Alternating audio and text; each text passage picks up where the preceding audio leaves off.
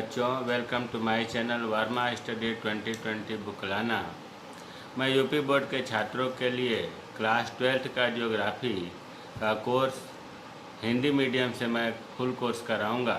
यदि आप full course करना चाहते हैं तो मेरे चैनल को सब्सक्राइब कीजिए और बेल आइकन को प्रेस करना ना भूलें, ताकि जो भी वीडियो मैं अपलोड करूं उसका नोटिफिकेशन आपको सबसे पहले मिल सके। इस समय मानव भूगोल के मूल सिद्धांत में चैप्टर 10th चल रहा है, मानव बस्ती, और लास्ट चैप्टर है मानव बस्ती में आज हम लोग पढ़ेंगे ग्रामीण बस्ती की विशेष। इससे पहले वाले वीडियो में अर्थात लेक्चर 43 में हमने बताया था कि मानव बस्ती, जिसको मानव अधिवास भी कहते हैं, बस्ती और अधिवास एक ही चीज़ है, उसमें मानव बस्ती या मानव अधिवास का वर्गीकरण दो प्रकार का हुआ था। कार्यों के आधार पर दो प्रकार का, ग्रामीण बस्ती और नगरीय बस्ती, और दूसरा था उसमें कार्यों के आधार पर ग्रामीण बस्ती और नगरीय बस्ती।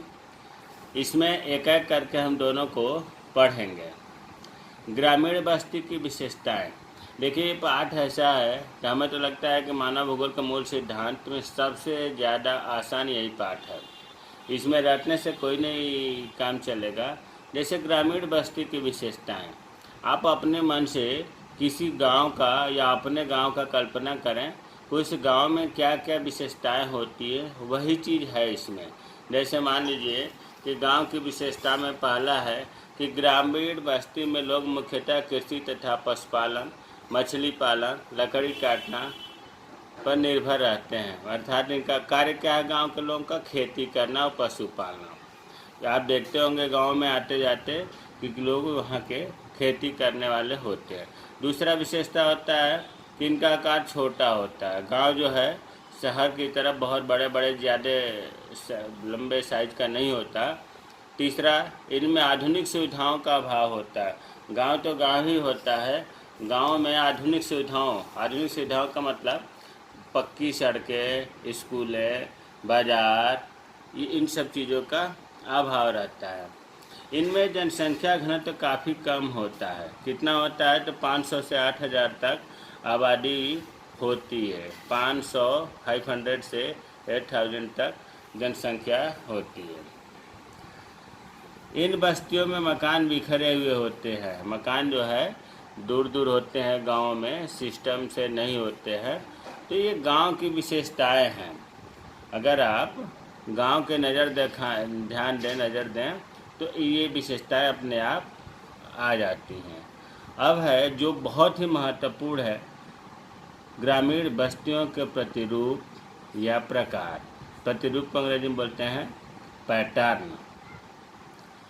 तो जो गांव की बस्तियां हैं उनको बसने का मतलब उस गांव में मकानों की स्थिति कैसी है, उस आधार पर कई तरह के गांव होते हैं, तो उन्हें हम प्रतिरूप कहते हैं। मकानों की स्थिति एक दूसरे से कैसे संबंधित है, इसका हम वर्गीकरण 3 प्रकार से करते हैं: विन्यास के आधार पर, कार्य के आधार पर, आकृति के आधार पर। प्यारे बच्चों, ग्रामीण बस्तियों का जो प्रतिरूप है वो 3 प्रकार से हुआ। विन्यास के आधार पर, विन्यास के आधार पर ये जैसे मैदानी, जो गांव मैदानों में स्थित हैं उन्हें मैदानी ग्राम, जो पठार पर स्थित है पठारी ग्राम। मैदानी और पठारी में क्या अंतर है? मैदानी का मतलब समतल से हो गया, और पहाड़ का मतलब 500 मीटर से ऊंचा जो जगह होता है वो पर्वतीय क्षेत्र या पहाड़ कहा जाता है। और पहाड़ और मैदान, पहाड़ से नीचे और मैदान से ऊंचाई वाले हिस्से को जो ऊपर मेज जैसा सपाट होता है उसे पठार कहते हैं। तो पठार पर जो गाँव स्थित है उसे पठारी ग्राम, जो नदियों के किनारे स्थित है तटीय ग्राम, जो वनों में स्थित है वन ग्राम, जो मरुस्थली मतलब रेगिस्तान जैसे क्षेत्रों में स्थित है उसे मरुस्थली ग्राम। तो विन्यास के आधार पर ये बस्तियां होती हैं। कार्य के आधार पर, मान लो किसी गांव के पूरे लोग खेती पर निर्भर है तो कहेंगे कृषि ग्राम। पूरे गांव के लगभग लोग मछुआरों का काम करते हैं, मछली पकड़ने का, तो कहेंगे मछुआरों के गाँव। पूरे गांव के लोग पशुपालन का कार्य करते हैं तो पशुपालक गाँव। लकड़हारा, लकड़ी काटने वाले सभी लोग हैं तो लकड़हारों के गाँव। इस तरह से कार्य के आधार पर भी गाँव का नाम होता है। अब तीसरा जो है आकृति के आधार पर, बहुत ही महत्वपूर्ण है। आकृति के आधार पर पहला है रेखी या पंक्तिबद्ध प्रतिरूप। देखिए नाम भले ही कुछ जटिल लग रहा हो, लेकिन इसके अंदर कुछ भी नहीं है। अंग्रेजी में बोलते हैं लीनियर पैटर्न। रेखी मतलब कि रेखा पक्ति, जैसे आप प्रेयर करते हैं ना और लाइन में खड़े होते हैं, उसी तरह से लाइन में मकान बने होते हैं। इसमें लिखा है, देखिए, इस प्रकार की बस्तियों में मकान सड़कों, रेल लाइनों, नदियों, नहरों, घाटियों के किनारों पर दोनों ओर आमने सामने पक्ति के रूप में बने होते हैं। दोनों किनारों पर बने हुए मकानों के द्वारा आमने सामने होते हैं। समझ में आ गया होगा कि सड़कों के किनारे, रेल लाइनों के किनारे, नदियों नहरों के किनारे दोनों साइड में मकान जो बने होते हैं, उनके अगर हम ध्यान से देखें तो लाइन की तरह मतलब रेखीय संरचना प्रदान करते हैं, जिन्हें हम कहते हैं रेखीय या पंक्तिबद्ध प्रतिरूप। दूसरा होता है बहुमुखी प्रतिरूप, रेडियल पैटर्न। अनेक स्थानों पर कई सड़कें आकर मिलती हैं, जिसे हम लोग आम भाषा में कहते हैं कि चौराहा है, अर्थात चारों ओर से वहाँ सड़कें आकर के मिलती हैं। और जब जहाँ अनेक स्थानों पर कई सड़क मार्ग आकर मिलते हैं, वहाँ पर क्या होता है, वस्तुओं के क्रय विक्रय की सुविधाएं उपलब्ध हो जाती है और ऐसे मिलन केंद्रों पर गांव बस जाते हैं। इसमें मकान समानांतर मतलब लाइन में नहीं होते, बल्कि सड़क के किनारे बनाए जाते हैं, चौराहे के चारों ओर को फैले होते हैं। जहाँ पर कई सड़कें आकर के मिली होती हैं, वहाँ पर मार्केट उपलब्ध हो जाता है, मार्केट बस जाता है और सड़क के किनारे किनारे गांव बस जाते हैं, मकान बन जाते हैं। और ये मकान समानांतर लाइन में नहीं होते, बल्कि वहाँ कई सड़कें मिलती हैं, तो कई तरह से ये चौराहे के चारों ओर बहुमुखी प्रतिरूप का रूप धारण कर लेते हैं। तीसरा है वृत्ताकार प्रतिरूप, सर्कुलर पैटर्न। नाम से लग रहा है वृत्त के आकार का, गोले के आकार का होगा। गोला का आकार कैसे होगा, जैसे मान लीजिए कि झील के चारों ओर, तालाब के चारों ओर जो गांव बस जाते हैं किनारे किनारों पर, वो वृत्ताकार प्रतिरूप का रूप ले लेते हैं। चौथा आयताकार या चौकोर प्रतिरूप। आयताकार, इसमें सड़कें आयताकार होती हैं। जैसे मान लीजिए इस तरह से सड़कें जा रही हैं और इस तरह से 90 अंश के कोण पर या तो ये आयताकार होगा या वर्गाकार होगा। तो सड़कें आयताकार होती हैं जो एक दूसरे को 90 अंश समकोण पर काटती हैं। तो इस प्रकार के स्थापना हो जाता है बस्तियों को। सीढ़ी प्रतिरूप, सीढ़ी नुमा, टेरेस पैटर्न। ये पहाड़ी पर्वतीय ढालों पर, नदियों की घाटियों के उठान पर बसे होते हैं। पहाड़ों पर आप देखे होंगे कि क्रमशः सीढ़ी नुमा होता है ढाल, तो सीढ़ी नुमा मकान भी बनते हैं। ऊपर वाला सबसे ऊपर, फिर उसके नीचे, उससे नीचे, इस तरह से। और उसी तरह से घाटियों, क्योंकि घाटियाँ भी क्रमशः तट के पर उठान होता जो है ढलान, उसके हिसाब से होता है। छठा है तीर प्रतिरूप, एरो पैटर्न। इस प्रतिरूप के गांव तीन ओर जल से घिरा होगा और नाम से ही लग रहा है, देखिए तीर जैसी संरचना अगर होगा तो हम कहेंगे तीर प्रतिरूप। इसमें क्या होगा कि अग्रभाग पर, अगले भाग पर कम लोग बसेंगे और पिछले भाग पर देखना है यहाँ की यहाँ ज़्यादा बसेंगे, अगले भाग पर कम बसेंगे। अगर इस तरह की संरचना बनती है बस्तियों की या अधिवासियों की, तो हम बोलेंगे तीर प्रतिरूप। सातवां टी आकार, वाई आकार, क्रॉस आकार के प्रतिरूप। देखिए टी इसमें आप मान लो एक रास्ता ये हो गया, लेटर पर ध्यान दें, एक रास्ता इधर हो गया, एक ये हो गया, एक ये हो गया, तीन रास्ते। टी के आकार की बस्तियां सड़क के तिराहे पर विकसित होती हैं। तीन ओर से अगर सड़कें आकर मिलती है तो वहाँ तिराहा बनता है। जबकि वाई में क्या होता है, तो वाई में दो सड़कें एक तीसरे सड़क से आकर के बसती हैं, तो वाई जैसी संरचना बनती है।